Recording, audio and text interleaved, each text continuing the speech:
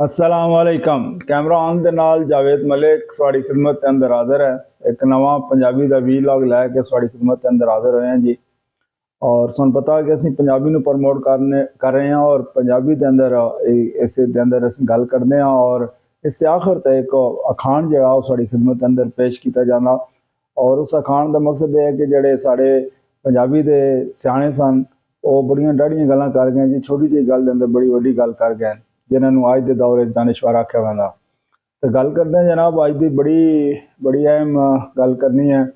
साढ़े खिते के अंदर सुन पता कि ईरान के अंदर बड़ी कुछ दिनों तो बड़े अजीबो गरीब हालात तो पैदा किए गए। बिल्कुल एक समूथ मुल्क चलता है पाया, लेकिन अचानक ही एक मतलब अजीब जी कैफियत तो पैदा हो गई है। कुछ अंदरों ही हमेशा ऐसे नहीं रखोगे, जदों भी मुसलमान होता है जदों जवाल आया तो हमेशा अपने ही जड़े नो लोग जड़े नो गद्दारी करते हैं और अंदरों ही जड़न कपते हैं, जिसकी वजह तो मसाइल पैदा होते हैं। कुरान का फैसला जी, और कुरान का फैसला अटल है। यहूदी नसारा जड़े नो सारे दोस्त नहीं हो सकते, कभी भी नहीं हो सकते। तो इसमें अगर असं समझ लवीए तो फिर तो बड़ी गल है, लेकिन सन समझ आ नहीं रही। और साढ़े को सारे वसाइल होने के बावजूद पूरी दुनिया के अंदर असी जलीलो रुसवा हो रहे हैं और ख्वार हो रहे हैं और असी तबाह बर्बाद हो रहे हैं जी। और तुम गजा वेख लो, कश्मीर वेख लो, दीगर पूरी दुनिया अंदर जिते जिते वेख लो, इराक नाल क्या होया, लीबिया नाल क्या होया, शाम क्या होया, हर जगह तो मतलब मुसलमान जड़ा पिट रहा जी।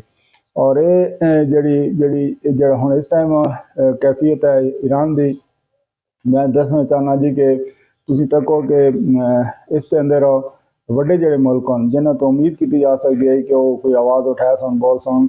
मैडी मिसाल जनाब चाइना का है, चाइना खामोश है। उस तो बाद रशिया ब्लाक का हिस्सा है ईरान, रशिया बिल्कुल खामोश है जी। और ये जो त्रै बड़े मुल्क हैं जी दुनिया के अंदर, चाइना हो गया, रशिया हो गया और अमेरिका हो गया, इन्हों का मफादात साझे जी। मैं सुन टू बी वेरी फ्रैंक दस चुड़ा इन्हों का जनाब मामला इस तरह का कि जो हम अमरीका जो रातों रात जनाब वेनेजुएला ते जनाब हमला करके तो सारे उन्होंने जोड़े जखायर आयल दे उन्होंने तो गहरी निगाह है।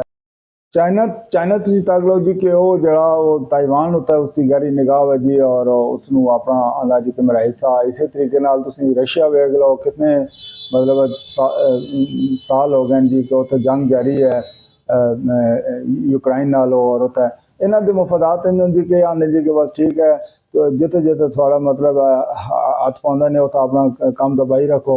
मुसलमानों जनाब जिथे मतलब अमरीका जिथे अमरीका हमला करी सी या अमरीका के जोड़े मफादात हो सन तो फिर तुम खामोश रहो जी। ये सारी अंडरस्टैंडिंग नाल चीज़ां हो रही हैं जी पूरी दुनिया के अंदर। लेकिन मैं एक चीज़ तुहानूं दस दी कि एट द एंड सारे जोड़े मुसलमान और मुस्लिम बलाक बनना जरूरी होया सी, और मुस्लिम बलाक जरा उसमें कोई एक फैसला करना पौसी जी।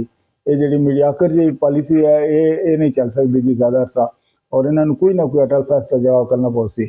और अज का आखिर तक अखान जी बड़ा इंपॉर्टेंट अखान है, और ये मेरे ख्याल से अमरीका हो तो बिल्कुल फिट आता जी।